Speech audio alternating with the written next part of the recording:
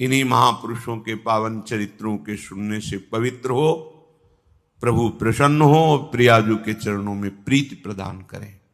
हरि और हरिजनों की चर्चा हम अपनी लाडली जू की चरण प्रीति प्राप्त करने के लिए, उनके नाम में प्रीति, उनके धाम में आसक्ति, समस्त भोग समस्त पदों से वैराग्य हो जाए, इसलिए गान करते हैं। भगवान नाम स्मरण, भगवत लीला कथा वार्ता हृदय को बहुत जल्दी पवित्र करती है और पवित्र हृदय ही लाडली जू के चरणों की तरफ बढ़ता है। नहीं तो आगम निगम पुराणों में जो अगोचर प्रेम तत्व है वो मूर्तिमान श्री स्वामिनी जो हैं वहां तक पहुंचने की क्षमता ही नहीं हमारी है। वो तो केवल महाभागवतों की कृपा से, सहचरियों की कृपा से हमारी वृत्ति प्रियाजू के चरणों में लगती है। चलते हैं सतसंग पर्वत पर महाराज पांडु कुंती जी और माद्री जी के साथ विराजमान हैं। बहुत से ब्रह्म ऋषियों का सेवन पांडु जी महाराज करते हैं। पुत्र की प्राप्ति की प्रबल इच्छा और जाने अनजाने में एक भयंकर अपराध बन जाना। किंदम नाम के एक ऋषि जो बहुत संयम से चलने वाले थे, पर भगवत लीला विधान से उनको दिन में ऐसी काम की वृत्ति जागृत हुई कि वो संभाल नहीं पाए और अपनी पत्नी की प्रेरणा से मृग रूप धारण किया। क्योंकि दिन में काम भोग करना निषेध किया गया है शास्त्र में, उसे पापाचरण माना गया है, तो ऐसी गलती ना हो जाए इसलिए उन्होंने मृग रूप धारण किया कि पशु के ऊपर कोई शास्त्र सिद्धांत नहीं। इतने महान तपस्वी कि वो अपने स्वरूप को छिपाकर मृग रूप धारण कर लिया, पर उस काम पर विजय प्राप्त नहीं की। परिणाम यह हुआ कि मृग और मृगी के रूप में तो महाराज पांडु ने देखा इतना तेजस्वी मृग तो हमने देखा ही नहीं, इसकी मृगशाला तो बहुत सुंदर बनेगी। 5 बाणों से बीन दिया। तब किंदम ऋषि ने कहा कि तुमने भारी अपराध कर दिया, मैं शाप देता हूं, जब तुम अपनी स्त्री में कामासक्त होगे उसी समय तुम्हारी मृत्यु हो जाएगी। इस शाप से मानो दग्ध हो गए महाराज पांडु। कुंती जी से कहा कि अभी कुछ समय पहले ब्रह्म ऋषियों ने कहा तुम्हें निराश नहीं होना, तुम्हारे पुत्र होगा, तो मैं तो असमर्थ हूं शाप के कारण, फिर पुत्र कैसे हो सकता है। हमें लगता है जब हमारे भाग्य में पुत्र है तो उसका विधान शास्त्र में एक निकलता है, किसी ब्रह्म ऋषि से संयोग कराकर पुत्र प्राप्त किया जाए। क्या कुंती देवी से कहा तुम्हें यह स्वीकार है? तो उनका भगवान किसी ब्रह्म ऋषि की आवश्यकता नहीं है, हमने एक ऐसा दुर्वासा जी से मंत्र प्राप्त किया है कि जिस देवता को चाहे आकर्षित करके बुला सकते हैं। कल आपने चर्चा सुनी, महाराज पांडु की प्रेरणा से साक्षात धर्म, जिससे धर्मराज युधिष्ठिर प्रकट हुए। फिर महाराज पांडु की प्रेरणा से वायु देवता का वाहन, जिससे महाबलशाली भीम प्रकट हुए। फिर देवराज इंद्र का वाहन, जिससे अर्जुन जी प्रकट हुए। फिर कुंती से कहा तो कुंती ने कहा बस महाराज, शास्त्र विधान इतना ही है, आगे एक शब्द भी आप नहीं बोलना। माद्री जी ने प्रार्थना किया पांडु से कि आप जानते मैं किसी भी स्थिति में कुंती जी से कम नहीं हूं, पर मुझे महारानी पद नहीं मिला, मैं सह गई। अब तो असह नहीं हो रहा है कि उनके पुत्र भी हो गए और मेरे पुत्र नहीं। मैं प्रार्थना कर नहीं सकती, आप प्रेरणा कीजिए कुंती जी को कि एक पुत्र के लिए मुझे भी सौभाग्य प्रदान करें। महाराज पांडु ने कुंती जी से ऐसा निवेदन किया। कुंती जी ने कहा किसी भी एक देवता का आप स्मरण करो, मंत्र विधि का प्रयोग मैं कर रही हूं। तो बड़ी सावधानी और प्रवीणता से विचार किया कि इनके 3 पुत्र हैं तो 2 तो होने ही चाहिए, और दो के लिए अवसर है नहीं, इसलिए उन्होंने एक देवता का स्मरण किया जो दो रूप में रहते हैं, अश्वनी कुमार। दोनों अश्वनी कुमार प्रकट हुए और उनसे नकुल सहदेव का प्रादुर्भाव हुआ। यही महाभागवत 5 पांडवों के नाम से प्रसिद्ध हुए।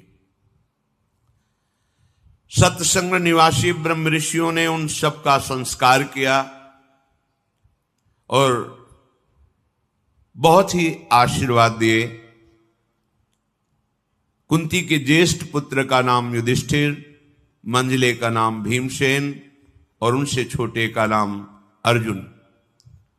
माद्री के पुत्रों में जो सबसे पहले प्रकट हुए उनका नाम नकुल और दूसरे का नाम सहदेव निश्चित किया गया। पांडवगण ये पांचों प्रतिवर्ष एक एक करके प्रकट हुए थे। ये सब दिव्य तेजधारी देव स्वरूप, धैर्यवान, वीर्यवान, महाबली, महान बुद्धिमान, पराक्रमी, इन तेजस्वी पुत्रों को देखकर महाराज पांडु को बड़ी प्रसन्नता हुई। बार बार सत्संग निवासी मुनियों के चरणों में प्रणाम करते हैं कि ये सब आप ऋषियों की कृपा से ही सौभाग्य प्राप्त हुआ है।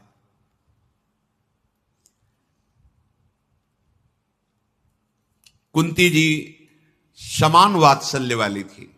समान वात्सल्य, माद्री जी के पुत्रों में और अपने पुत्रों में किंचित भेद ना रखना और समान दुलार करना। माद्री जी के हृदय में थोड़ा सा जो होता है वो एक थोड़ा सा था कि मैं किसी बात में कमी मेरे में नहीं है, फिर भी विशेष सम्मान कुंती का और अपने पुत्रों के प्रति ज्यादा लगाव वो होता है। लेकिन कुंती जी महाभागवत हैं, कभी उनके मन में ऐसा भाव नहीं। सत्संग निवासी तपस्वी मुनि पांडु के पुत्रों को, जो पांडव कहलाए, मंत्रों द्वारा सुरक्षित कर दिया कि बालक हैं, कोई भी यक्ष, राक्षस, भूत, पिशाच, सिंह आदि, इनको कहीं भी कोई क्षति न पहुंचा दे। ये महान तपस्वी जन जिसकी रक्षा करते उसका कौन बाल बांका कर सकता। अभी नवजात शिशु हैं, कहीं कोई जानवर आक्रमण न कर दे, कहीं कोई राक्षसी माया आक्रमण न कर दे, इसलिए मंत्रों से सुरक्षित कर दिया। द्वारिका में वसुदेव जी की ये बहन है कुंती जी, वहां बैठकर विचार हुआ जब गुप्तचरों ने बताया कि किंदम ऋषि का शाप महाराज पांडु को प्राप्त हो गया है और वो सत्संग पर्वत पर एक वानप्रस्थी की तरह, तपस्वी की तरह रहकर जीवन व्यतीत करते हैं। शाक मूल फल पाते हैं, ब्रह्मचर्य से रहते हैं, सदैव तपस्या परायण हैं। जब इस प्रकार वहां वार्ता हो ही रही थी कि दूसरे गुप्तचर ने बताया कि 5 महान बली पुत्र उनके प्रकट हुए। आश्चर्य हो गया कि जब शाप है तो पुत्र कैसे? तो गुप्तचरों ने पूरा विवरण रखा कि दिव्य देवताओं के द्वारा ब्रह्म ऋषियों के बीच में इन 5 पुत्रों का धर्म शास्त्र के अनुसार प्रादुर्भाव हुआ है। महायशस्वी वसुदेव जी ने कहा कि हम विचार ही कर रहे थे कि जो ऐसे धर्मात्मा है, तपस्वी हैं, वो ऐसे दुख संकट में कैसे फंस सकते हैं कि उनके कोई संतान ही न हो, सिंहासन पर आरूढ़ होने के लिए कोई राजकुमार ही न हो। अच्छा हुआ पांडु जी का प्रिय हुआ, ऋषियों की कृपा हुई। बहुत से विद्वान ब्राह्मणों को वसुदेव जी ने सत्संग पर्वत पर भेजा। वस्त्र, आभूषण, बहुत सी भोजन सामग्री, और कहा कि आप जाकर के उनके संस्कार कीजिए उनके कुल के अनुरूप। ब्राह्मणों ने जाकर के वहां जब महाराज पांडु के सामने बात रखी तो कुंती और माद्री बहुत प्रसन्न हुए और मन से ही वसुदेव जी को प्रणाम किया। गर्भाधान से लेकर चूड़ाकरण, उपनयन संस्कार, ये सब ब्राह्मणों ने मंत्रों के द्वारा कराया। उनमें श्रेष्ठ पुरोहित श्री कश्यप जी थे। यशस्वी पांडव चूड़ाकरण, उपनयन, यज्ञोपवीत संस्कार, उपाकर्म, वेदाध्ययन, इन सब में उन ब्राह्मणों ने इनको पारंगत किया।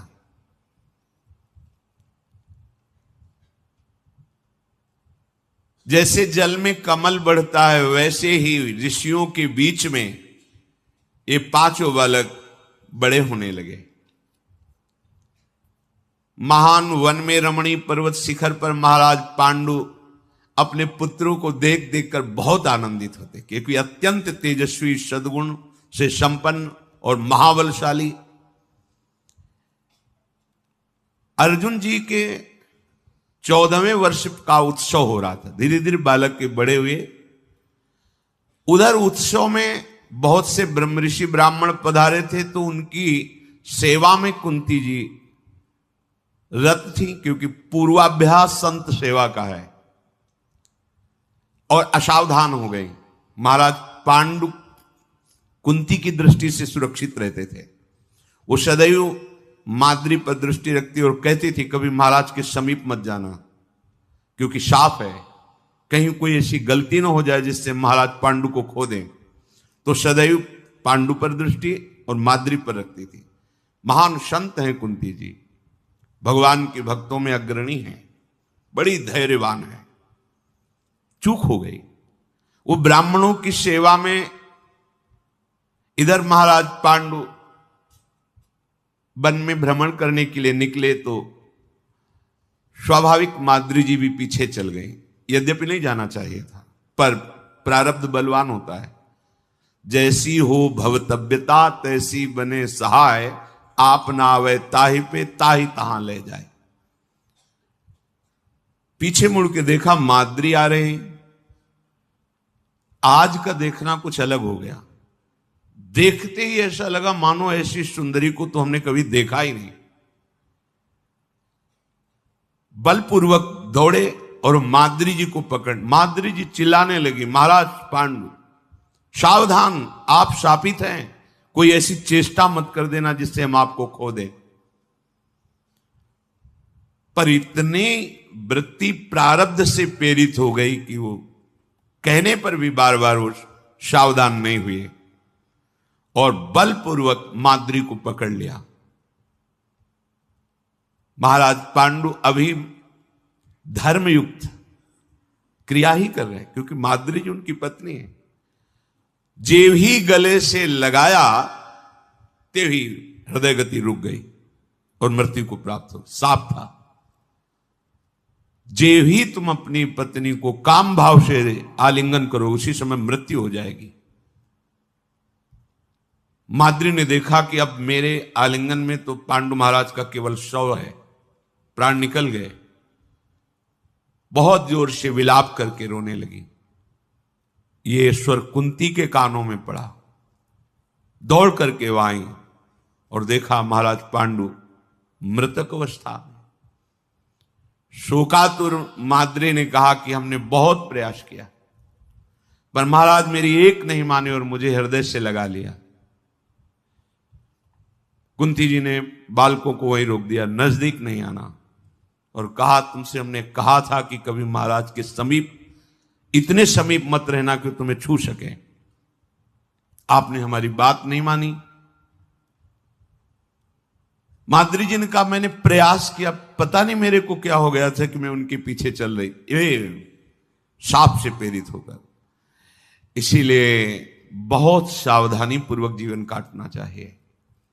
किसी संत का, किसी वैष्णव का अपराध भले वो शाप न दे, उमा क्षमा शाप होते भारी, ये तुम्हारा वो गंभीरता से चुप शांत है तो आप शांत मत समझो। राम रोष पावक सो जरे, जो अपराध भक्त कर करे। ये ऐसे महान तपस्वी हैं, ये भगवत स्वरूप हैं, लेकिन ऋषि का अपराध बन गया तो देखो कैसे मृत्यु हो गई। जीवन भर श्रीधाम वृंदावन में वास करो और वैष्णव अपराध करो तो लिख लो शब्द मंगल नहीं होगा, क्योंकि वैष्णव धाम है। और वैष्णव अपराध न बने, कुछ न बने तो भी आपको भगवत प्राप्ति हो जाएगी। ये धाम है, धाम के प्रताप से हो जाएगी। ध्रुवदास जी महाराज ने सिद्धांत विचार लीला में लिखा है, भक्तन के अपराध सो डरपत रहो, ये वज्रलीक हो जाता है, मतलब मिटाए नहीं मिटता। इस अपराध से केवल बच जाओ तो धाम बड़ा कृपालु है, अपने प्रभाव से तुम्हारे समस्त कर्म संस्कारों को भस्म करके भगवत प्राप्ति करा देगा। वृंदावन ही प्रभाव सुनु अपनो ही गुण देत, जैसे बालक मलिनु को मात गोद भर ले। खिलवाड़ न समझा जाए। जो तपस्या परायण संयमी भजन करने वाले जन हैं, देखो आपकी दृष्टि का चश्मा गलत है। श्रीधाम में जितने रह रहे हैं सब लाडली के द्वारा बुलाए गए हैं, तो जिसे महारानी जी ने पास कर दिया उस पर तुम्हारी दृष्टि कैसे बदल सकती है? तुम गुण दोष देख रहे हो, लेकिन ये नहीं देख रहे कि इनको लाडली जो कितना प्यार किए हैं, संपूर्ण सृष्टि से हटाकर अपने महल में रख रहे, तो कृपा लाडली जो की जब है तो हमारा अधिकार कैसे बनता है किसी वृंदावनवासी वैष्णव या ब्रजवासी पर दोष दर्शन का? नहीं नहीं, हम दोष के आगार हैं, हम कैसे दूसरों का दोष देख सकते हैं? इस भाव से रहे। तृणते नीच अपन पो का है, वृंदावन इह विधि बसे तज के सब अभिमान, तृणते नीचो आपको जाने सोई जान, तभी लाभ प्राप्त हो पाता है। कुंती जी ने कहा सदा ब्रह्मचर्य का पालन करते हुए हम दोनों को महाराज की प्राण रक्षा करने का व्रत था। माद्री जी ने कहा मैंने महाराज की रक्षा ही की है, पर उनके बल के सामने मेरा बल थोड़ी काम करेगा। उन्होंने बलपूर्वक मुझे हृदय से लगाया, आलिंगन किया। मैंने महाराज को रोकने की चेष्टा की, लेकिन दुर्भाग्य सफलता को प्राप्त हुआ। मेरा दुर्भाग्य सफल हो गया। पांडु महाराज मृत अवस्था को प्राप्त, ये हमारा दुर्भाग्य सफल होना था। माद्री का वचन सुनकर के कुंती बहुत शोक से युक्त हो गई। महाराज पांडु का मुख शांत, एकदम मृत अवस्था में सैया पर पड़े हुए पांडु के समीप समस्त सत्संग निवासी जितने ब्रह्म ऋषि थे सब आ गए। बहुत से चारण जी भी आए। शोक मग्न होकर के कुंती जी ने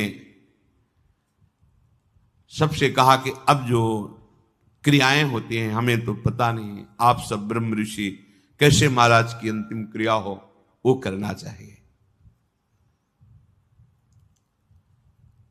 कुंती जी ने कहा मैं इनकी ज्येष्ठ रानी हूं, इसलिए इस क्रिया पर ज्येष्ठ अधिकार मेरा है। मैं अपने स्वामी के साथ उनकी चिता में जल करके उनका साथ दूंगी। सब ब्रह्म ऋषि इस बात का अनुमोदन करें। माद्री बोली कदापि नहीं, सब जगह आप आगे हो, लेकिन यहां मैं आगे रहूंगी, क्योंकि महाराज मेरे पर आसक्त होकर शरीर छोड़ा तो मैं महाराज के लिए अपना शरीर उनकी चिता में भस्म करूंगी। और एक हृदय की बात कहती हूं,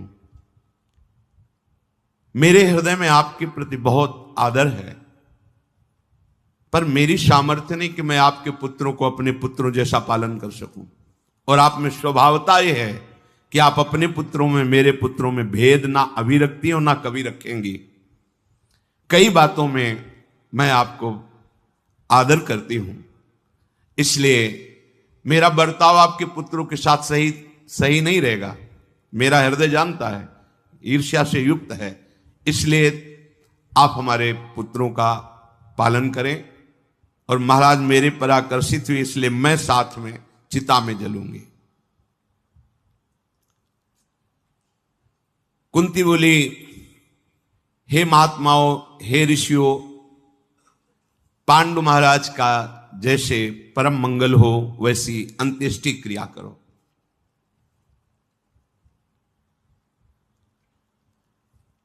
मैं पांडु महाराज के पुत्रों का जब तक शरीर में श्वास रहेगी पांचों का धैर्य पूर्वक पालन करूंगी, हर विपत्ति सहूंगी, इनको दुख से बचाऊंगी। ऋषियों ने सुंदर सुंदर चंदन आदि की लकड़ी एकत्रित करके नरश्रेष्ठ पांडु के शव को चिता पर विराजमान किया। माद्री जी गोद में अपने पति के शव को लेकर चिता पे बैठ गई। कितनी सामर्थ्य है इन महान सतियों में। चिता में आग लगाई गई और पति के शव के साथ जीवित शरीर को भस्म कर दिया माद्री जी ने। भाइयों सहित युधिष्ठिर जो पांडवजन हैं उनको नए वस्त्र धारण करा करके अंत्येष्टि क्रिया करवाई गई। महाराज पांडु की जलांजलि याद देना। राजा पांडु के इस अंतिम संस्कार में जितने महर्षि सम्मिलित हुए थे, सबने कहा इन बालकों का मार्ग प्रशस्त होना चाहिए। महात्मा राजा पांडु अपना राज्य छोड़कर हम ऋषियों के बीच में निवास कर रहे थे। जब इन्होंने वानप्रस्थ आश्रम स्वीकार किया तो धृतराष्ट्र का राज्य तिलक हो गया हस्तिनापुर में। इस समय धृतराष्ट्र राजा है और उनके जो 100 पुत्र हैं बड़े ही अशुभ विचार वाले हैं, अधर्माचरण वाले हैं। महाराज पांडु के पुत्रों को वहां पहुंचाया जाए, नहीं तो यहां पर्वत पर रहते हुए ये ऋषियों की ही परंपरा में सम्मिलित रहेंगे। इनके लिए राज सिंहासन पर बैठना अनिवार्य है, क्योंकि ये सब धर्मात्मा और ऋषियों के द्वारा सेवित हैं। इस प्रकार सलाह करके देवतुल्य उदार चेता सिद्ध महर्षियों ने हस्तिनापुर जाने का विचार किया। माद्री और पांडु की अस्थियों को ले लिया, 5 पांडवों को और कुंती जी को। अपने दिव्य तपोबल से हस्तिनापुर के बाहर तत्काल पहुंचा दिया और समस्त ब्रह्म ऋषि साथ में सूचना पहुंचाई धृतराष्ट्र को कि हम सत्संग पर्वत पर रहते हैं, सब आपसे मिलना चाहते हैं और आपके भाई पांडु के 5 पुत्रों को आपके हाथ में समर्पित करते हैं। इनको अपने पुत्रों जैसा ही दुलार करना। जी ही ये सुना तो भीष्म जी, धृतराष्ट्र जी, ये बड़े बड़े कुल के जो माननीय जन हैं वो सब हाय।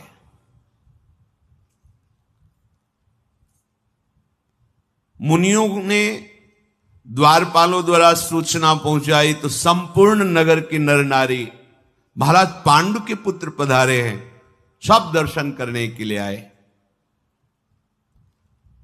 2 घड़ी दिन चढ़ते चढ़ते सहस्त्रों पूर्वासी, बड़े बड़े तपस्वी मुनि, बड़े बड़े राजमंत्री, ये सब उपस्थित हुए। शांतन नंदन भीष्म, सोमदत्त, वाल्मीकि, महाराज धृतराष्ट्र, संजय, विदुर जी, सत्यवती और काशीराज की दोनों कन्याएं, गांधारी, ये सब दर्शन करने के लिए नगर से बाहर आए। दुर्योधन आदि जो कौरव, ये 100 आभूषणों से विभूषित होकर के ये आए। सब ने पहले महर्षियों को प्रणाम किया जो सत्संग ऋषि निवासी हैं। पुरोहितों ने मंत्रोच्चारण करके स्वस्ति वाचन करके सब ऋषियों को अर्घ्य दिया। जनपद के सब स्त्री पुरुषों ने धरती पर माथा टेक कर सत्संग निवासी ऋषियों का अभिवादन किया, प्रणाम किया। समस्त जन समुदाय शांत भाव से हाथ जोड़े खड़े। फिर भीष्म जी ने महर्षियों का सम्मान करके आपके आगमन से हमारा हस्तिनापुर परम भाग्यशाली हुआ। सब मृगचर्म धारण किए हुए ऋषि जन हैं। हे कुरुनंदन भीष्म, ये पुत्र पांडवों के हैं। मैं साक्षी हूं, समस्त ऋषि इस बात के साक्षी हैं। विषय भोगों का परित्याग करके ये बाल्यावस्था से ब्रह्मचर्य का पालन करते हुए ऋषियों के समान तेजस्वी, महान धर्मात्मा और अद्वितीय बल वाले पुत्र हैं। हम सब सत्संग निवासी जितने भी ऋषि हैं इनको पुत्र की तरह मानते हैं। महाराज पांडु ने हम सबको अपनी सेवा से प्रसन्न कर लिया है। ये धर्मराज के द्वारा प्रकट हुआ बड़ा युधिष्ठिर है। वायु के समान पवन पुत्र ये भीम महाबली है। इंद्र के समान ये धनंजय अर्जुन सबसे बड़ा धनुर्धारी, और रूप में और बल में नकुल सहदेव बहुत ही सुंदर अश्विनी कुमारों से प्रकट हुए। इनका नाम जो नकुल सहदेव है। अनंत तेज संपन्न ये पांडु कुमार हम आपको समर्पित करते हैं। किसी भी तरह से इनको कोई कष्ट नहीं होना चाहिए। भीष्म जी, आप जानते हैं समस्त धर्मों को, और आप ये भी जानते हैं कि धृतराष्ट्र के मन में क्या चल रहा और कौरवों के मन में, जो 100 भाई हैं। आपको बताना नहीं है, आप पांडवों की रक्षा करना। और ये माद्री और महाराज पांडु की अस्थियां हैं। आप अपने कुल परंपरा अनुसार उनका अंत्येष्टि जो होता है वो कीजिए। देखते ही देखते समस्त ऋषि अंतर्धान हो गए, क्योंकि सब दिव्य तेज संपन्न थे। सब हस्तिनापुरवासी उस दिशा को नमस्कार किया जिधर से ऋषि जन अंतर्ध्यान हुए। फिर महाराज पांडु और माद्री की अस्थियों को लेकर के भीष्म जी, विदुर जी गंगा जी के तट पर अस्थियों को रखकर बहुत विषाद किया कि ऐसे धर्मात्मा राजा को हमने खो दिया है।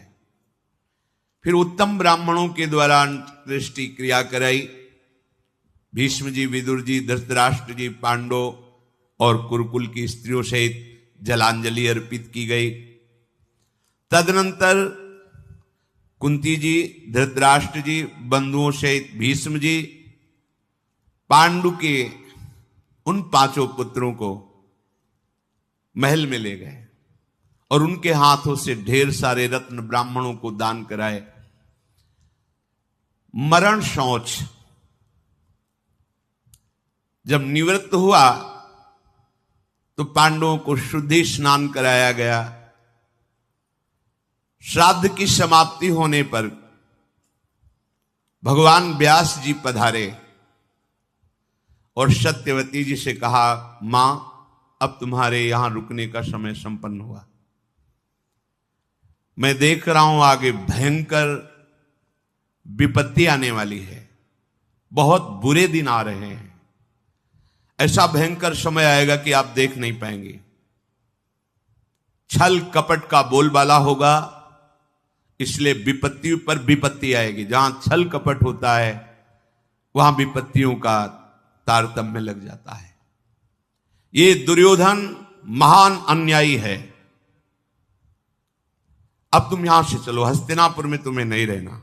सत्यवती जी भगवान व्यासदेव जी की मां है, और मैं जो तुम्हें उपदेश करूं उसके अनुसार जीवन समाप्त करो। भगवान व्यासदेव जी ने योग वृत्ति का उपदेश किया। चित्त वृत्ति का निरोध करके परमात्मा में अपनी वृत्ति को लगा देना।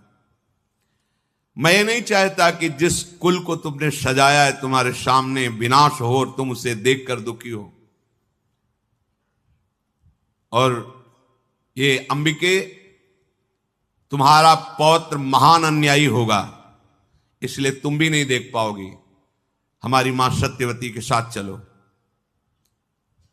पुत्र शोक से तुम्हें पीड़ित नहीं होना है, चलो। बड़ा भगवान का कृपा प्रसाद होता है कि जिस घर में एक कोई महाभागवत हो वो सब बना देता है। फिर तो भगवान व्यासदेव जी हैं। अंबिका जी और सत्यवती को साथ लेकर के एकांत जंगल में भगवान व्यासदेव जी ने तपस्या की पद्धति और चित्तवृत्ति कैसे परमात्मा में लगाई जाती है ये उपदेश किया। कुछ समय में ही योगाग्नि से उन दोनों का शरीर भस्म हुआ और वो भगवत धाम को प्राप्त हुई। अब इधर पांडवों को वेदोक्त समावर्तन संस्कार कराया गया। अपने पिता के महल में रहकर ये प्रतिदिन पुष्ट और बड़े हो रहे थे। धृतराष्ट्र के पुत्र जहां पांडव खेलते वहां आ जाते 100 हैं और बड़े बलवान हैं। भगवान व्यासदेव जी की कृपा से इन सब में 10,000 हाथियों का बल है। भीम में स्वाभाविक जन्म लेते ही बल था। बाल क्रीड़ा जब वो कौरवजन पांडवों के साथ करते तो जैसे किसी दूर वस्तु छूने की बात है तो सबको रौंदते हुए भीम बढ़ते और उस वस्तु को छूते। ये देखकर दुर्योधन, दुशासन आदि जल जाते कि सबसे बड़ा बलवान पांडवों में ये भीम है। एक दिन ये वृक्ष में चढ़ने और उतरने वाला खेल खेल रहे थे। छूना है वो वृक्ष में इस डाल से इस डाल, तो बड़े विशाल वृक्ष होते जैसे बट वृक्ष बहुत बड़े, 100 ऊपर चढ़ गए। पांडवों को छूने का क्रम तो भीम ने नीचे से एक लात मारी, वृक्ष पे 100 फल की तरह नीचे आ गए। उनको महान विक्रम बलशाली वायुपुत्र, जैसे हनुमान जी महाराज वैसे वायुपुत्र ये भीम है। कोई चेष्टा नहीं करनी पड़ी, एक झटका लात का मारा कि 100 नीचे गिरा जैसे फल गिरते। किसी का मस्तक, किसी का कंधा, किसी के ये सब घाव हुए। सब जाके वहां धृतराष्ट्र से कहते कि आज भीम ने ऐसे सबको पीटा, सबके धृतराष्ट्र जल जाते, क्या उपाय किया जाए। इसके आगे तो मेरी चलने वाली नहीं बालकों की, फिर ये चक्रवर्ती सम्राट पद पर दुर्योधन कैसे बैठ सकता है। जैसे किसी दिन जल क्रीड़ा कर रहे हैं पांडव कौरव, तो भीम डुबकी लगाते, किसी पैर पकड़ा काफी देर नीचे रोक लेते, उसके प्राण निकलने को होते छोड़ देते, तब वो सांस ले पाता, तब वो बोलते भैया ये मार डालेगा भीम। ऐसा जैसे कबड्डी खेल रहे हैं तो ये उधर कबड्डी बोलने जाते और 10 इधर पकड़े, दुर्योधन आदि को 10 इधर पकड़े, 100 हैं भाई, और ऐसे खोपड़ी लड़ाते उनकी और चले जाते, कोई पकड़ ही ना पाता। कौरवों ने देखा कि इससे ना कुश्ती में कोई जीत सकता है, ना खिलवाड़ में जीत सकता है, तो फिर युद्ध में कैसे कोई जीत पाएगा। इसकी बराबरी नहीं कर, हम 100 मिलकर इसकी बराबरी नहीं कर सकते भीमसेन की। बहुत ही अपने को बुद्धिमान चतुर मानने वाले दुर्योधन ने अपने निजी मंत्रियों को बुलाया और कहा मैं इसकी मृत्यु चाहता हूं भीम की। उनका महाराज खुल के तो मैं कुछ नहीं कर सकता, सम्राट पद पर धृतराष्ट्र विराजमान है, भीष्म जी, विदुर जी ये दुलार करते पांडवों को, कुछ भी किया तो हमें प्राणदंड मिलेगा, खुल के तो नहीं कर सकता। ऐसा नहीं कि मैं भीम की मृत्यु का विधान रख सकूं। फिर उन्होंने एक सोचा कि चलो मंत्रियों को छोड़ो, अपने भाइयों से विचार किया कि भीम को कैसे मारा जाए, क्या इसे कैद करके फिर दंड दिया जाए, क्योंकि तो राजपद पर धृतराष्ट्र विराजमान है। नहीं, पराक्रमी भीष्म जी हैं, कैद कर नहीं सकते, ये भी सलाह गई। तो खाने में बहुत ये खाता है, तो इसको खीर में कालकूट विष मिलाकर खिला दिया जाए। हाँ, ये सलाह अच्छी रहेगी। रसोइये को अपने पक्ष में कर लिया और गंगा जी के किनारे बहुत से सुंदर कपड़ों के भवन बनवाए, जैसे तंबू कनाते लगती हैं। और फिर पांडवों से बड़ी नम्रता से दुर्योधन ने प्रार्थना की, आज हम सब कुमार वहीं चल के खेलते हैं, वहीं भोजन पाते हैं और आज रात्रि वहीं विश्राम करेंगे। सरल हृदय महाराज युधिष्ठिर ने स्वीकृति दे दी। प्रमाण कोटि तीर्थ गंगा जी के किनारे दुर्योधन ने सारा आयोजन करवाया। रसोइये को अपने पक्ष में करके, जो बहुत कुशल था, खाने पीने की बहुत सी सामग्री, भक्ष भोज्य पेय चोष्य लेह ये सब पदार्थ तैयार करवाए। जब सारी तैयारी हो गई तो खोटी बुद्धि वाले दुर्योधन ने सैकड़ों आदमी मर जाएं ऐसा भयंकर कालकूट विष एक कड़ाह भर खीर बनवाई और उसमें डलवा दिया।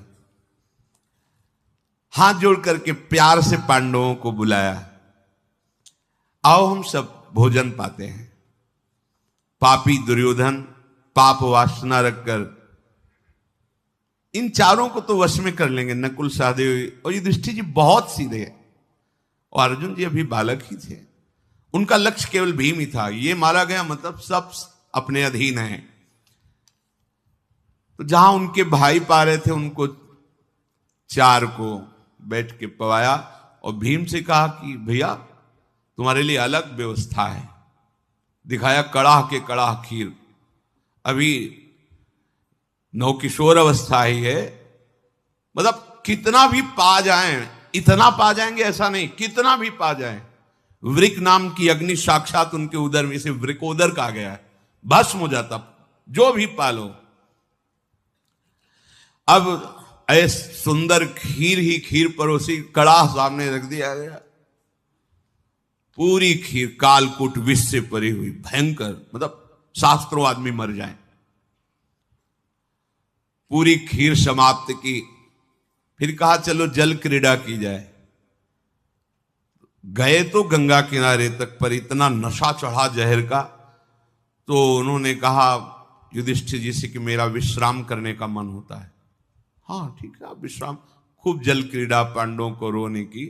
दुर्योधन ने आदमी लगा रखे थे, बोले विष का प्रभाव अंग अंग पे चढ़ गया है और वो निश्चेष्ट हो चुका है।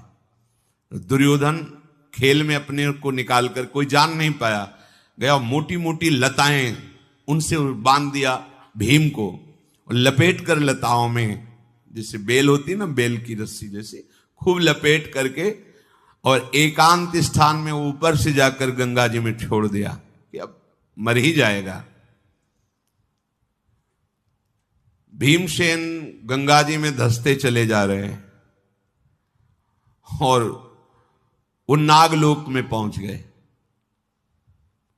भगवान जिसकी रक्षा करते हैं उसे कोई मार नहीं सकता।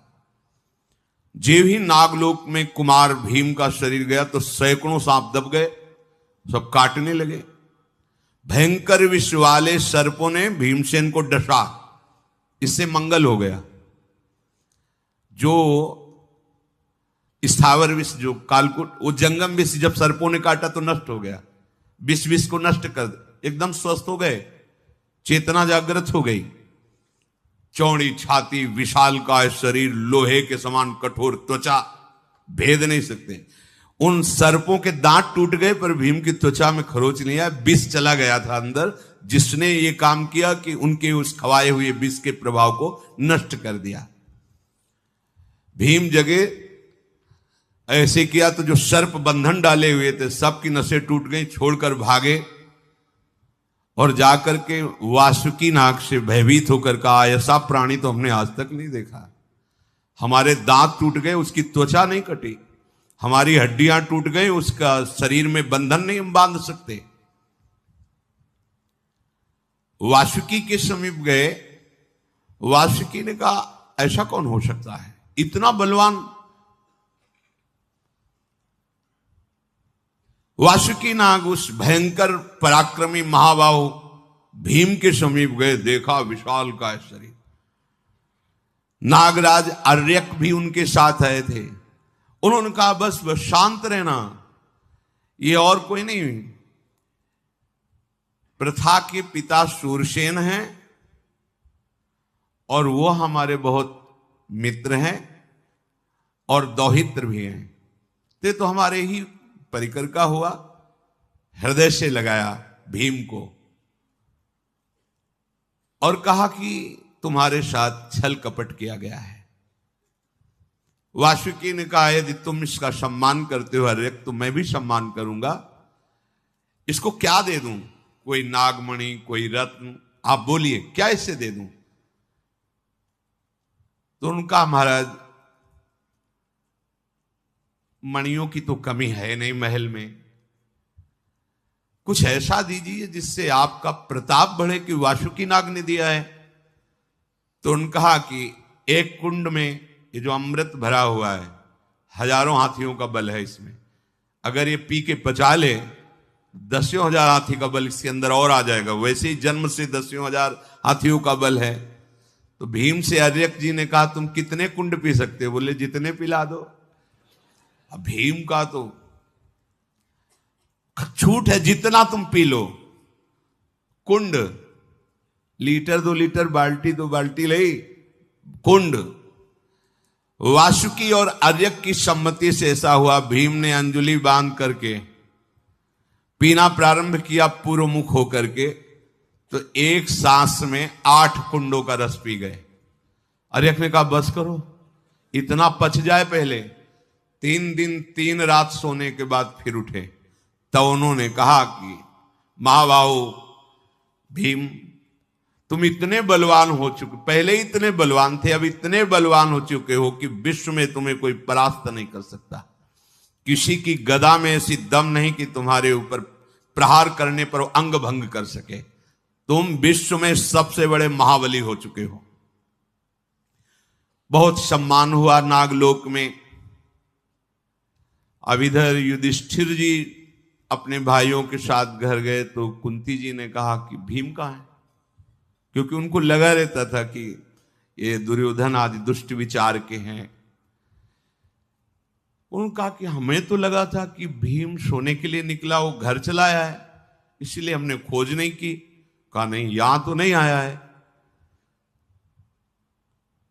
क्या हुआ होगा भीम का? व्याकुलता कुंती के बहुत बड़ी। फिर वहां आकर के देखा जहां शिविर तंबू लगे थे, वहां तो भीम थे नहीं, यहीं सोया हुआ था भीम। कहीं ऐसा तो नहीं कि दुर्योधन ने कुछ कर दिया हो। धर्मराज जी बहुत विवश हो गए। कुंती जी ने कहा तुम किसी से कुछ मत कहो, समय बहुत विपरीत, तुम स्वयं ढूंढो, खोज करो कहां भीम है। अगर इन लोगों से पूछोगे तो कोई ना कोई घटना तुम लोगों के साथ न कर दे। ये दुर्योधन की आंखों में हमारे 5 पुत्र खटक रहे हैं, इसलिए मैं बहुत डर रही हूं। कुंती जी ने, अब पूरा साम्राज्य उनके हाथ में है, हमें लगता है भीमसेन को मार दिया गया, मेरा हृदय कहता है। कुंती जी ने ऐसा विदुर जी को बुलाया और विदुर जी से कहा आप कोई उपाय कर सकते हो। विदुर जी ने कहा आप बिल्कुल निश्चिंत रहें, जरूर दुर्योधन दुष्टात्मा है, वो प्रहार भी कर सकता है, वो मरवा भी सकता है, पर मुझे याद है सतसंग के जो ऋषि जन आए थे उन्होंने कहा था कि तुम्हारे पुत्र दीर्घजीवी हैं। तो मुझे ऋषियों के वचनों पर विश्वास है कि तुम्हारे पुत्रों को कोई मार नहीं सकता, इस बात से तुम निश्चिंत रहो। हां, दुर्योधन मार सकने की चेष्टा कर सकता है, लेकिन वो मर नहीं सकते, क्योंकि ऋषियों ने कहा था दीर्घजीवी हो। तब कुंती जी का हृदय शीतल हुआ कि चलो। विद्वान विदुर जी उनको ढांढस बनाकर चारों पुत्रों के साथ खोज करने लगे। महाबलवान भीमसेन नागलोक में बड़ा सम्मान पाए। तो अर्यक जी जो नागों में श्रेष्ठ थे, उन्होंने कहा कि हो सकता है फिर दोबारा विष दिया जाए भीम को। तो एक ऐसी खीर बनाई जिनमें ऐसी नागलोक की औषधियां डाली कि कोई भी किसी भी तरह का विष भीमसेन को खिलाया जाए असर ही नहीं करेगा। उस खीर को भी भीमसेन पचा गए, उसमें दिव्य औषधियां पड़ी हुई थी। फिर शुभ आशीर्वाद दिया वासुकी नाग ने और दिव्य नागमणियों के आभूषण दिए और एक नाग से कहा इनको यहां से सीधे ले जाओ और जहां डाले गए थे वहीं पहुंचा दो। तो वहीं गंगा जी के किनारे उस नाग ने भीम को पहुंचा दिया। अब क्या कहना, महातेजस्वी महाबलशाली नागमणियों से विभूषित भीम और मत वाले गजराज की तरह प्रसन्न तेज विराज रहा है मुख पर। जो ही सूचना मिली कि भीमसेन आ रहे, कौरवों के होश उड़ गए कि मरा नहीं, इतना कालकूट विष पिला दिया। नजदीक गए, युधिष्ठिर आदि ने दौड़ करके हृदय से लगाया। माता कुंती जी ने, और अहोभाग्य क्या हो गया था, तुम्हारे साथ क्या किया गया? भीमसेन ने बताया जहर खिला दिया गया था, हमें नागलोक पहुंचा दिया गया। वहां ऐसा ऐसा हुआ। नागलोक में जो स्वागत हुआ, जो जो उनको बल मिला, वो सब बताया। कुंती जी ने भगवान को मन ही मन प्रणाम किया कि ये सब हमारे भगवान की कृपा से हुआ है। युधिष्ठिर जी ने नकुल, सहदेव, अर्जुन और भीम जी को संबोधन किया, खतरे पे हैं हम लोग, क्योंकि केवल भीष्म जी और विदुर जी ही सहयोगी हैं। पूरा साम्राज्य धृतराष्ट्र के हाथ में है। दुर्योधन कुबुद्धि वाला है, कभी भी कोई भी घटना घट सकती है, इसलिए बिल्कुल सावधान रहना। युधिष्ठिर जी ने अपने चारों भाइयों को समझाया।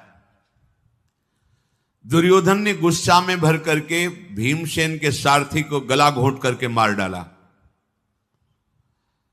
भीम को बहुत गुस्सा आई तो विदुर जी ने आके समझा, बिल्कुल चुप, कुछ नहीं करना, शांत रहो, हम दूसरा सारथी तैयार करके आपके योग्य देते हैं। बिल्कुल नहीं, शांत रहो। भीमसेन के रसोइये को अपने पक्ष में करके फिर हलाहल विष मिलाया उनके भोजन में, परंतु किंचन मात्र विष का कोई प्रभाव भीम के ऊपर नहीं पड़ा। बड़ा तेज था उस विष में, पर भयंकर बल वाले भीमसेन के उदर में वृक नाम की अग्नि, इसलिए विष भी जाके पच गया। अब दुर्योधन आदि जो कौरव हैं, उन्होंने अपने मामा को बुलाया, शकुनी को। ये तो बढ़ता चला जा रहा है, विष देने पर भी नहीं मर रहा, और इसने अगर प्रहार किया तो मैं मारा जाऊंगा। पांडवों की जान का प्रतिपल खतरा शकुनी रचता दुर्योधन के साथ। इधर विदुर जी अपनी राय से पांडवों की प्रतिपल रक्षा। कपट में सबसे बड़ा हुआ शकुनी और धर्म में सबसे बड़े हुए विदुर जी। पांडवों की रक्षा धर्म कर रहा है और दुर्योधन का सहयोग कपट कर रहा है। धृतराष्ट्र जी को बड़ी चिंता हुई कि ऐसे ही द्वेष बढ़ता रहा तो ज्यादा समय नहीं लगेगा, घर में युद्ध प्रारंभ हो जाएगा। बालकों को शिक्षा दिलानी चाहिए। इसलिए पहले से ही हस्तिनापुर में विराजमान जो कृपाचार्य थे, उनको गुरु रूप में वर्ण करके कौरव और पांडवों को शिक्षा दिलाई गई। ये कृपाचार्य जी पहले से यहां हस्तिनापुर में विराजमान है। महाराज शांतनु लेके लाए थे। एक बार महाराज शांतनु गंगा किनारे विचरण कर रहे थे तो दो बच्चों की रोने की आवाज आई। वहां देखा तो सरकंडे के वन में दो नवजात शिशु थे, एक काला मृगचर्म और धनुष और तूड़ीन रखा हुआ था। महाराज शांतनु बड़े विवेकवान थे। काला मृगचर्म से देखा कि ब्राह्मण है और धनुष तूड़ीर से कि ये धनुर्वेद का भारी विद्वान है, जिसकी ये संतान है।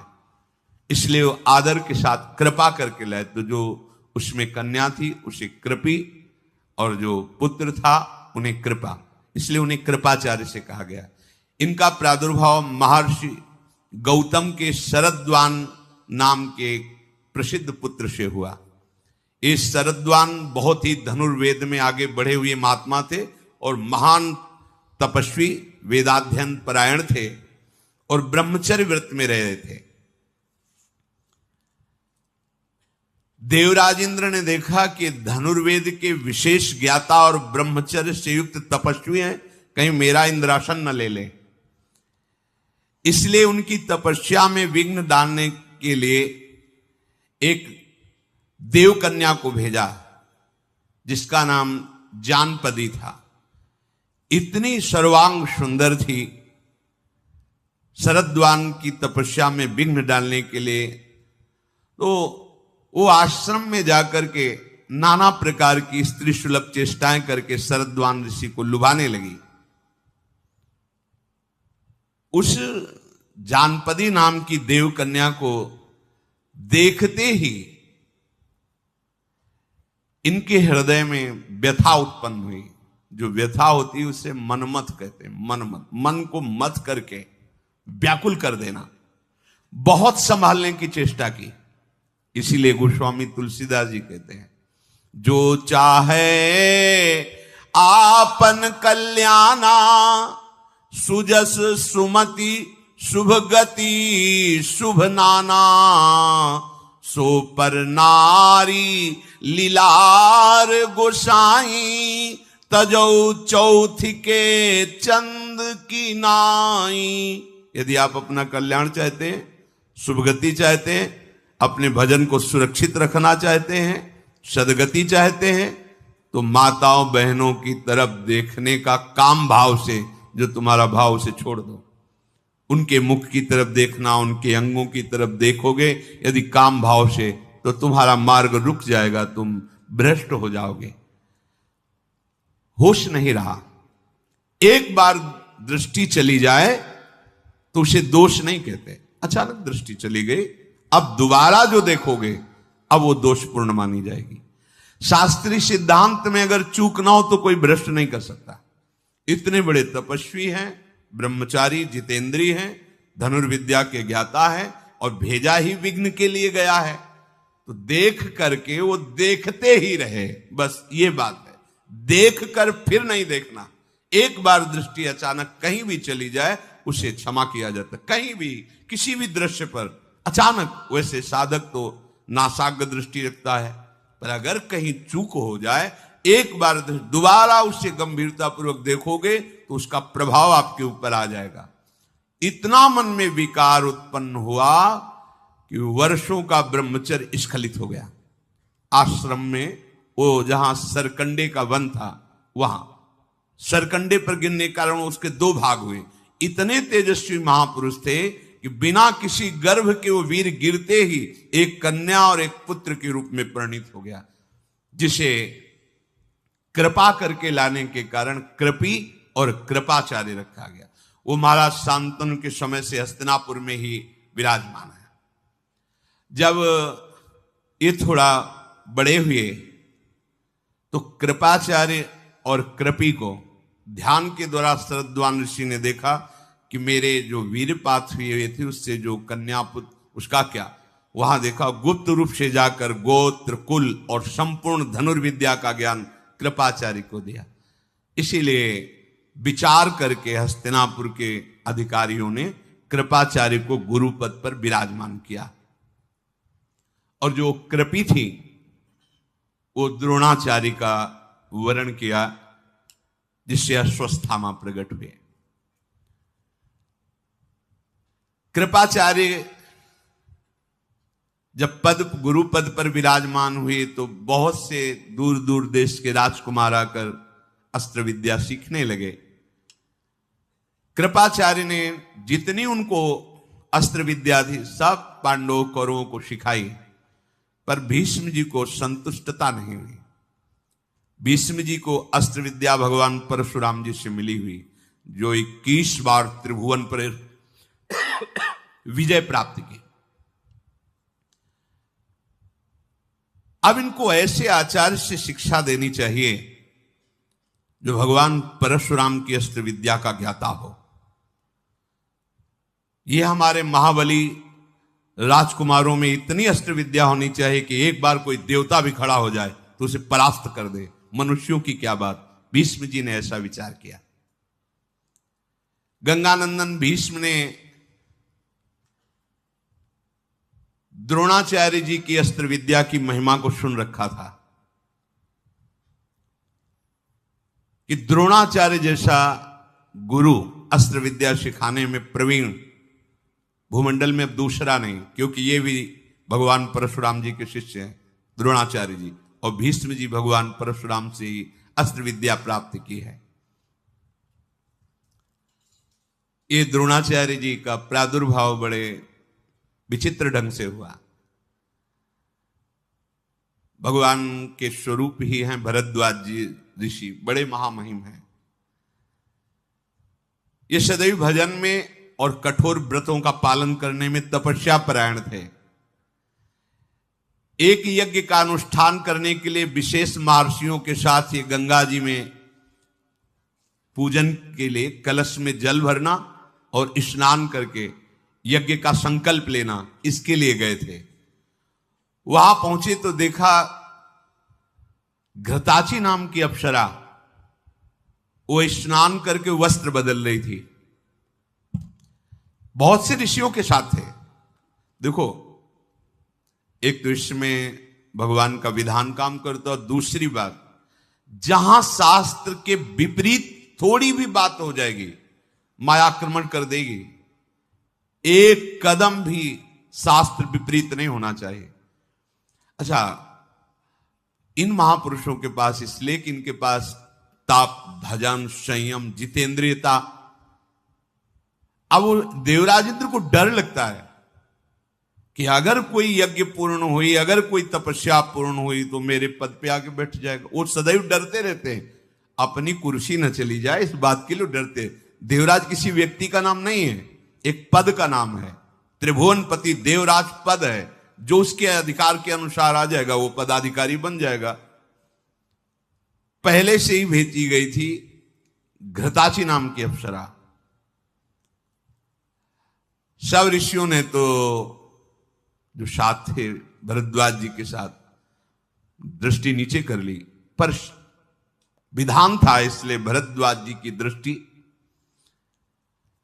ऐसा स्वरूप देखा वस्त्र बदलते हुए, अपने मन को समझा नहीं पाए, पर एक कदम आगे नहीं बढ़े।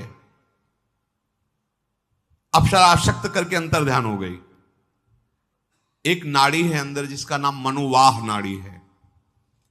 अगर वो काम से व्याकुल हो गई, कामाग्नि से संतप्त हो गई, अब वीर टिक नहीं सकता। कुछ करो या ना करो, वो नष्ट हो जाएगा, निकल जाएगा। ऐसा ही हुआ। गंगा के किनारे ही इनका वीर स्खलित हुआ। तो ये ब्रह्म ऋषि जो कलश ले गए थे जल रखने के लिए, उसी कलश में उस वीर को रखा, क्योंकि बहुत बड़े महापुरुष का वीर है। यज्ञ कलश में रख दिया।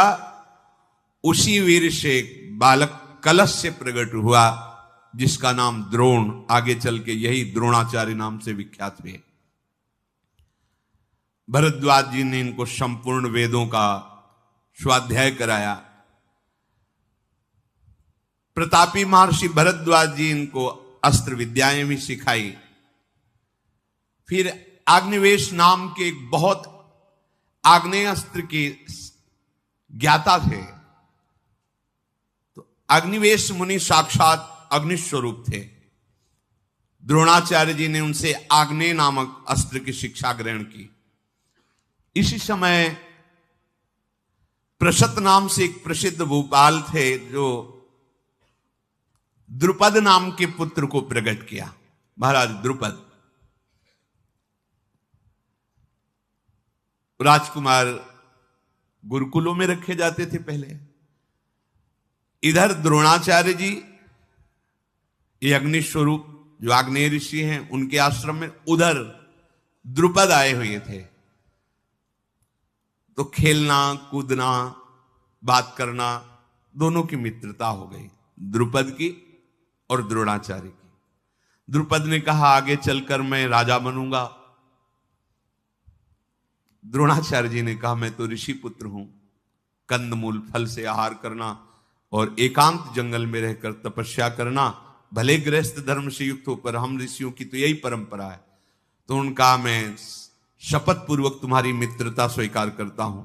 द्रुपद ने कहा कभी कोई आवश्यकता हो तो मेरे राजा बन जाने पर आप भूलना नहीं, मैं आपका मित्र हूं, आप जरूर पधारना। द्रोणाचार्य जी ने कहा जैसा समय होगा देखेंगे, पर हम आपकी मित्रता स्वीकार करते हैं। द्रोणाचार्य जी ने ऐसा कहा।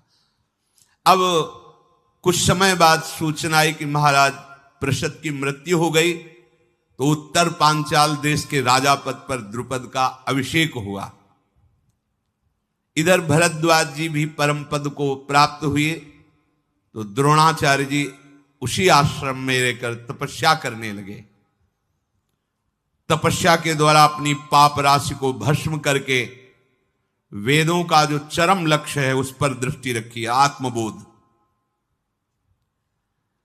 एक समय स्वयं पितर आकर द्रोणाचार्य जी से बोले कि तुम्हें पुत्र उत्पन्न करना चाहिए।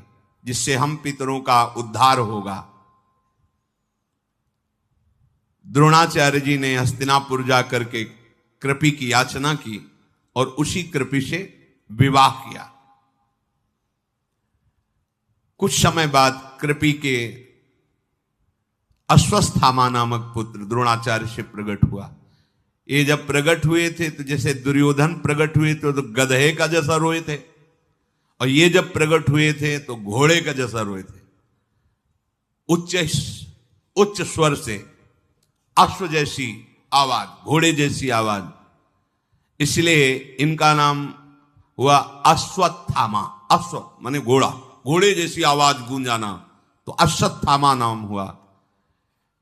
भरद्वाज नंदन द्रोणाचार्य जी ने सारे संस्कार जो ऋषियों के होते अश्वत्थामा के किए।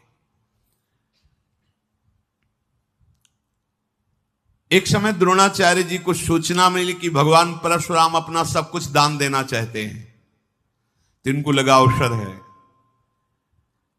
फूस की झोपड़ी है, कंदमूल फल का आहार है, अगर भगवान परशुराम जी देना, वो विश्व को बार बार जीत करके ब्राह्मणों को दान देते थे। 21 बार क्षत्रिय राजाओं पर आक्रमण कर उन पर विजय प्राप्त की। परशुराम जी संपूर्ण धनुर्विद्या के आदि ज्ञाता, मतलब इनसे बढ़कर कोई ज्ञान रखने वाला नहीं। महेंद्र पर्वत पर बहुत से ब्रह्मचारियों के साथ द्रोणाचार्य जी गए। शत्रुनाशक भगवान भृगुनंदन परशुराम जी का दर्शन किया और बताया, अंगिरस कुल में मैं उत्पन्न हुआ हूं, भरद्वाज जी का पुत्र हूं, द्रोणाचार्य मुझे कहते हैं। मैं आपके चरणों में प्रणाम करता हूं और मैंने सुना है आप दान करना चाहते हो, इसलिए मैं आपसे दान लेने आया हूं।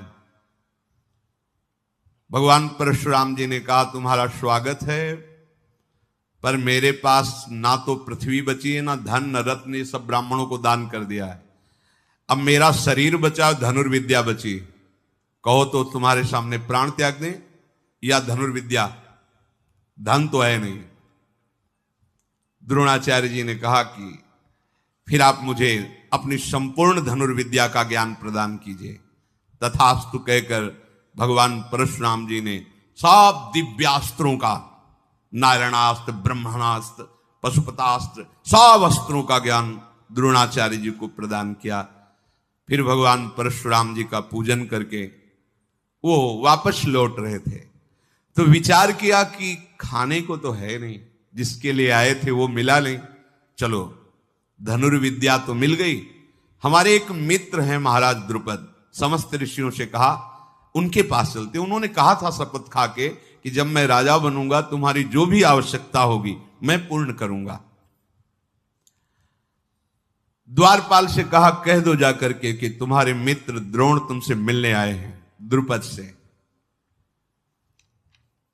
द्वारपाल ने कहा, कोई मित्र द्रोण नाम का है, वो आपसे मिलना चाहता है, वल्कल वस्त्र पहने हुए हैं, बहुत से भिक्षुक सन्यासी उनके साथ हैं।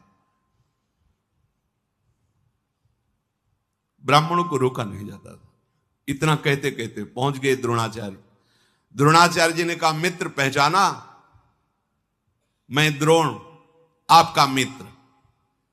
को नरस जन्मा जगमाही प्रभुता पाही जाहि। बड़े बड़े मंत्री बैठे हुए हैं और राज सिंहासन पर द्रुपद बैठे हुए हैं, और जमीन में वल्कल की लंगोटी लगाए हुए, बड़ी बड़ी जटाएं धारण की हुई ऋषियों के बीच में द्रोणाचार्य जी मलिन वेश, भवें चढ़ाकर क्रोध दृष्टि करके कहा, तू मेरा मित्र हो सकता है? कब तेरे को मित्र बनाया? पूरी सभा में हंसी। ये देखो मेरा मित्र आया है। अंतर है यही द्वारिकाधीश और सुदामा भाग पड़े भगवान, और जाकर के कैसे, ये अंतर है। राजमद स्वीकार की हुई द्रुपद ने हंसी उड़ा दी द्रोणा। ए देखो ये हमारे दोस्त आए, मित्र आए, सब ठहाका मार कर। द्रोणाचार्य जी ने कहा, ऐसा कैसे हो सकता है? हाँ, राजमद हो सकता है, राजमद। को नर अस जन्मा जगमाही प्रभुता पाहि जाय मन। उन्होंने कहा, द्रुपद मैं तुम्हारा मित्र हूं, सखा हूं, तुमने कसम खाई थी गुरु आश्रम में याद है, सम्मान से बोलो, केवल द्रुपद नहीं, महाराज द्रुपद बोलो। ऐसे कैसे? तुम्हें ज्ञान नहीं शास्त्रों का? मूढ़, तुम हम जैसे राजाओं के मित्र बनने योग्य हो? भिक्षुक कहीं का मेरे से मित्रता करना की बात करता है। मित्रता राजा राजाओं से की होती है। तुम जैसा भिखारी मुझ जैसे राजा का मित्र नहीं हो सकता। हां, एक बार का भोजन चाहते हो तो दे दो इन ब्रह्म ऋषियों को भोजन। द्रोणाचार्य जी अंदर से तो जल गए, बाहर से मुस्कुराए कि अगर तेरा राज मद चूर चूर न कर दूं तो मेरा भी नाम द्रोणाचार्य नहीं। वहां से वापस आ गए। हस्तिनापुर की तरफ है और कृपाचार्य से कहा कुछ दिन के लिए मुझे रख लो। कृपाचार्य जी ने द्रोणाचार्य जी को अपने यहां रख लिया। एक दिन पांडव और कौरव गुल्ली डंडा खेल रहे थे तो उनकी गुल्ली कुएं में चली गई। द्रोणाचार्य जी बाहर बैठे भगवत चिंतन कर रहे थे। अब वो कुएं में चली गई तो कैसे निकालें, तो बार बार झांक रहे थे ऐसे से। द्रोणाचार्य जी आए और कहा, तुम क्षत्रिय राजकुमार हो, धिक्कार तुम्हारे क्षत्रियत्व को, ये क्या प्रयास है तुम्हारा? अंगूठी उतारी, कुएं में फेंकी और कहा, देखो क्षत्रिय का बल होता है अस्त्र विद्या। एक सीख ली और मंत्र संधान किया, मारा, गुल्ली अंगूठी सब सीधे ऊपर आ गई। सब राजकुमार चरणों में, ऐसी धनुर्विद्या का तो हमें ज्ञान नहीं है, जाओ प्रार्थना करो भीष्म से और मुझे गुरु पद पर अभिषिक्त करो, मैं वो धनुर्विद्या सिखाऊंगा जो आज तक तुम्हें ज्ञान नहीं। भीष्म जी से जाके कहा कि तो उनका द्रोणाचार्य के सिवा और कौन हुई ना, क्योंकि कृपी का विवाह हुआ ही था भीष्म जी की अनुमति। उनका इतने बड़े धनुर्धर तो द्रोणाचार्य जी है। आए तो देखा द्रोणाचार्य जी वहां विराजमान हैं। द्रोण को देखकर प्रणाम किया भीष्म जी ने और कहा, एक कुमार आपका गुरु रूप से वर्ण करने के लिए बहुत उत्साहित है। तो उन्होंने कहा कि देखो आपको पता होना चाहिए मेरी भिक्षा की भी व्यवस्था नहीं। देखो पहले क्या था, तपस्या धन होता था, जितेंद्रियता धन होता था, मेरे यहां भिक्षा की भी व्यवस्था नहीं। मैं कृपाचार्य जी के यहां इसीलिए रह रहा था कि मैं किसी भी तरह आपको अपनी बात बता सकूं। क्या आप जैसे धर्मात्मा राजाओं के होने पर भी हम जैसे ऋषियों को भूखों मरना पड़ेगा? भीष्म जी ने कहा, यह राज्य आपका, आज से हस्तिनापुर पर कोई भी शासन करे पर वो आपकी अनुमति से होगा। ये मैं आपको स्वीकार, आचार्य पद पर आपको स्वीकार करता हूं। द्रोण ने जो जो बात कही थी वो सब स्वीकार कर ली गई। मैं कभी अपनी प्रतिज्ञा से च्युत नहीं होता, द्रोणाचार्य जी ने कहा। समस्त धनुर्विद्या का ज्ञान में जो अधिकारी राजकुमार है उसको दूंगा। मैं विनीत हृदय से वर्षों तक गुरु सेवा करके अद्भुत गुणों को प्राप्त हुआ हूं। धन प्राप्त होना और भागवतिक सद्गुण प्राप्त होना, इन दोनों में बहुत अंतर है। सब जगह से पूर्ण है, खाने की व्यवस्था, तपस्या के धनी है। किसी की बढ़ोतरी धन देखकर नहीं माना जाता कि उसके पास बहुत धन है, बहुत जन है तो बड़ा पुण्यवान है, बड़ा तपस्वी है, वो बड़ा महात्मा है। ये भागवतिक सद्गुण होते हैं, ये आंतरिक होते हैं। बाह्य ये सब प्राकृतिक देखकर किसी को बड़ा छोटा नहीं माना जा सकता। पूर्व पुण्य के प्रताप से ऐश्वर्य आ सकता है, समुदाय जुड़ सकता है, लेकिन जितेंद्रियता, भगवत चिंतन, कष्टों को सहकर भगवत मार्ग में चलना, ये तो कोई चला हुआ ही उसे पहचान सकता है। बाहरी लोग तो बाहरी बातें देख करके मानते हैं। भीष्म जी से कहा कि एक कांटा हमारे हृदय में चुभ रहा है। द्रुपद ने मेरा भरी सभा में उपहास और अपमान किया है। अगर मैं कभी द्रुपद के पद कोई आज्ञा करूं तो आप राजकुमारों को कभी भी निषेध मत करना, क्योंकि मैं अपने शिष्यों को इस योग्य तैयार करूंगा कि द्रुपद ने जो कहा है कि राजाओं का मित्र सिर्फ राजा हो सकता है, इसका उत्तर मैं एक बार दूंगा, क्योंकि बात मेरे हृदय में है। भीष्म जी ने कहा आपका विरोध करने की सामर्थ्य किसमें है?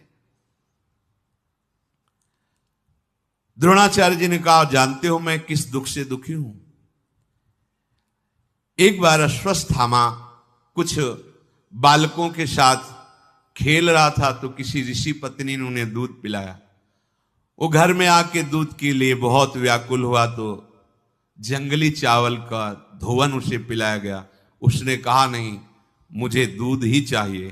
तो मैं उसी से प्रेरित होकर भगवान परशुराम के पास गया था कि कम से कम एक गाय तो दे देंगे, उनके पास कुछ नहीं बचा, मुझे अस्त्र विद्या दी। फिर प्रेरित होकर इसी बात से मैं द्रुपद के पास गया था, लेकिन उसने अपमान किया। अपने पुत्र को इस स्थिति में देखकर मैं दुखी हूं। मैंने तो कंदमूल फल से अपना जीवन काटा है। भीष्म जी ने कहा अश्वत्थामा को भी सम्मान के साथ हस्तिनापुर में बुलाया जाए। कृपी द्रोणाचार्य अश्वत्थामा उनके लिए एक महल दिया, सारी सुविधाएं दी। मनुष्यों में महातेजस्वी द्रोणाचार्य जी ने भीष्म जी के द्वारा दिया हुआ महल स्वीकार करके वहां रहने लगे। भीष्म जी ने पांचों पांडवों और ये 100 जो कौरव हैं, इनके गुरु पद पर द्रोणाचार्य जी का वर्ण किया। अकेले बैठे हुए थे द्रोणाचार्य जी एक दिन, तो शिष्यों से बात कही, राजकुमारों मेरे मन में एक कार्य करने की इच्छा है। मैं तुम्हें अस्त्र विद्या सिखाऊंगा, क्या तुम मेरा वो कार्य कर सकते हो? सबने हाथ जोड़कर कहा हां गुरुदेव आदेश कीजिए। अगर गुरु की आज्ञा का शिष्य पालन ना करे तो शिष्य ही कैसा। और उनका द्रुपद को बंदी बनाकर मेरे चरणों में लाना। बाण मार दे बाहर से तो घाव भर सकता है, लेकिन अपमान का जो शब्द है वो हृदय में कांटे की तरह चुभता रहता है। इसीलिए कहा जाता है कि बाणी एक अमोल है, जो कोई बोले जानी, ये तराजू तौल के तब मुख बाहर आनी। जब ये बात कही तो सब चुप हो गए। द्रुपद कोई साधारण है, महाबलशाली राजा है।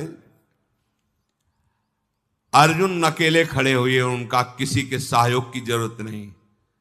गुरुदेव जिस समय आपका आदेश होगा उस समय द्रुपद को बंदी बना के आपके चरणों में अकेले डालूंगा। आचार्य ने अर्जुन को बुलाया, हृदय से लगाया और मस्तक सूंघा। वीरवर आज से ही मैं तुम्हें पृथ्वी का सर्वश्रेष्ठ धनुर्धर होने का वरदान देता हूं। प्रत्यंचा बाद में चढ़ा के सिखाएंगे, पहले आशीर्वाद। यह समर्पण होता है। बैठे तो सब हैं, समर्पण। गुरुजनों के हृदय की वस्तु का अधिकारी वही होता है जो समर्पित चित्त हो। समर्पित चित्त अपना महत्व नहीं, अपनी मनमानी नहीं, अपनी कोई चाह नहीं। अब जो ही कहें करें हम सोई, आयुष लिए चले निज दासी। पराक्रमी द्रोणाचार्य जी ने देवता, दैत्य, गंधर्व, सब जितने अस्त्र हैं सब का ज्ञान पांडवों को और कौरवों को कराया, पर ग्रहण करने की शक्ति सबसे ज्यादा अर्जुन में आई, समर्पण की भावना में। ऐसे सत्संग हो रहा है, उपदेश हो रहा है, यहां से निकल जाएगा सर से। यदि आपका मन अहंकार रहित होकर गुरुदेव के चरणों में समर्पित है तो वचन जाप के आपको घसीटेंगे प्रभु की तरफ। अहंकार गलित होता चला जाएगा और आत्मस्वरूप प्रकाशित होता चला जाएगा।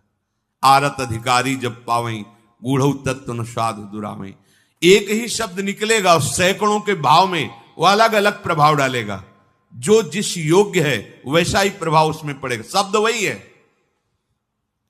जैसे स्वाति की बूंद केले पे गिरती है तो कपूर हो जाती है।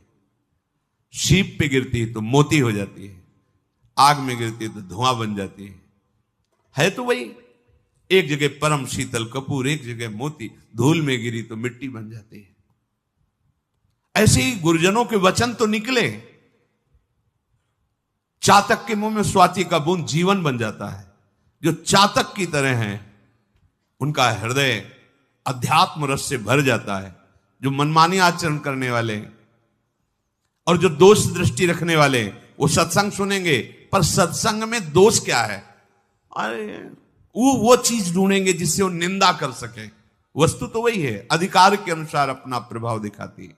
समय हो गया, शिष्य श्री राधा वल्लभ लाल।